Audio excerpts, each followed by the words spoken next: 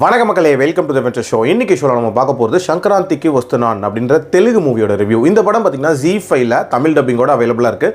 இந்த படம் already தேட்டர்ஸில் release ஆகி சக்கப்போடு போட்ட ஒரு படம் அப்படின்னே சொல்லலாம். இந்த படத்தில் வெங்கடேஷ் தான் லீட் கேரக்டர் ப்ளே பண்ணியிருக்காரு. ஒரு மிஷனுக்கு தன்னோட ஒய்ஃப் மற்றும் எக்ஸ் கேர்ள் ஃப்ரெண்டோட போகக்கூடிய ஒரு போலீஸ் ஆஃபீஸர் அப்படின்ற மாதிரி தான் வெங்கடேஷை காட்டியிருப்பாங்க. இந்த படத்தோட ஸ்டார்டிங்லேயே வந்துட்டு சத்யா அப்படின்ற ஒரு MNCயோட சிஇஓவை காட்டுறாங்க.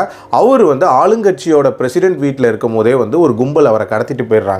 அண்ட் டிமாண்டாக என்ன கேட்குறாங்க அப்படின்னா, ஒரு ஜெயில் கைதியை வந்து ரிலீஸ் பண்ணணும் அப்படின்ற மாதிரி வைக்கிறாங்க.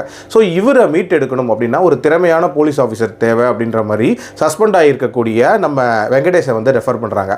ஆக்சுவலாக வெங்கடேஷோட எக்ஸ் லவர் தான் வந்து நம்ம மீனாட்சி சௌத்ரி. இவங்களும் வந்து போலீஸ் ஆஃபீஸராக இருப்பாங்க. ஸோ வெங்கடேஷை நான் கூட்டிகிட்டு வரேன் அப்படின்னு சொல்லிட்டு இவங்க கிளம்புறாங்க. வெங்கடேஷோ சஸ்பென்ஷனுக்கு அப்புறமாட்டு ஒரு பீஸ்ஃபுல்லான லைஃப் தன்னோட மனைவி மற்றும் 4 பிள்ளைகளோட வாழ்ந்துட்டு இருக்காரு. திடீர்னு இவங்க தான் எக்ஸ் கேர்ள் ஃப்ரெண்ட் அப்படின்ற மாதிரி அந்த குடும்பத்துக்கு இன்ட்ரடியூஸ் வராங்க. அண்ட் ஆல்சோ அந்த மிஷனுக்காக வெங்கடேஷை கூப்பிடுறாங்க. இதை பார்த்து பொசசிவ் ஆகக்கூடிய ஐஸ்வர்யா ராஜேஷ் இந்த மிஷனுக்கு தனியாக இவரை விடக்கூடாது அப்படின்னு சொல்லிட்டு அவங்களோட ஜாயின் பண்ணிக்கிறாங்க. ஸோ இந்த 3 பேரும் சேர்ந்து போய் அந்த மிஷனை சக்ஸஸ்ஃபுல்லாக பண்ணி முடிச்சாங்களா இல்லையா அப்படின்றத அந்த படத்தோட கதை. அதாவது மனைவி மற்றும் எக்ஸ் கேர்ள் ஃப்ரெண்டோட ஒரு மிஷனுக்கு போகிறது அப்படின்றதே வந்து ஒரு இன்ட்ரெஸ்டிங்கான விஷயமா இருந்துச்சு. அதில் நடக்கக்கூடிய ஃபன் மூமெண்ட்ஸ் அப்படின்றது இந்த படத்தில் நல்லாவே ஒர்க் அவுட் ஆயிருந்துச்சு. அதுலேயும் குறிப்பாக ஐஸ்வர்யா ராஜேஷோட பெர்ஃபார்மன்ஸ் அண்ட் அவங்க பண்ணக்கூடிய சின்ன சின்ன விஷயங்கள் அப்படின்றது பயங்கர ஃபன் ஃபீல்டாகவே இருந்துச்சு.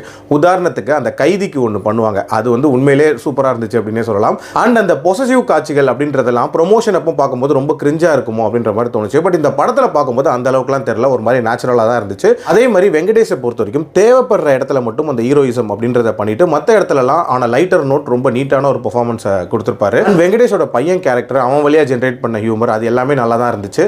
அண்ட் ஓவரால் ஒரு மாதிரி லைட்டர் நோட்லேயே நிறைய காட்சிகள் அமைச்சிருப்பாங்க. ரொம்ப சீரியஸான விஷயங்கள் அப்படின்றதெல்லாம் அந்த படத்தில் நடக்கவே இருக்காது. அண்ட் டுவர்ட்ஸ் தி எண்ட் ஒரு பர்டிகுலர் சிச்சுவேஷனில் படம் முடிஞ்சிருச்சு அப்படின்ற மாதிரி நம்ம நினச்சிட்டு இருப்போம். பட் அதுக்கப்புறம் பார்த்தீங்கன்னா தேவையே இல்லாத ஒரு சாங்கை இன்க்ளூட் பண்ணி அதுக்கப்புறம் எக்ஸ்டெண்டடாக ஒரு கிளைமேக்ஸ் அப்படின்ற மாதிரி வச்சிருப்பாங்க. அதெல்லாம் கொஞ்சம் ஓவராக இருந்துச்சு அப்படின்னே சொல்லலாம். அண்ட் மெசேஜ் சொல்லியே ஆகணும் அப்படின்றதுக்காக டுவர்ட்ஸ் தி எண்ட் இவரோட அந்த ஸ்கூல் வாத்தியாரை வச்சு ஒரு மெசேஜ் சொல்லியிருப்பாங்க. அதெல்லாமே வந்து பெருசாக இந்த படத்துக்கு ஒட்டாத மாதிரி தான் இருந்துச்சு.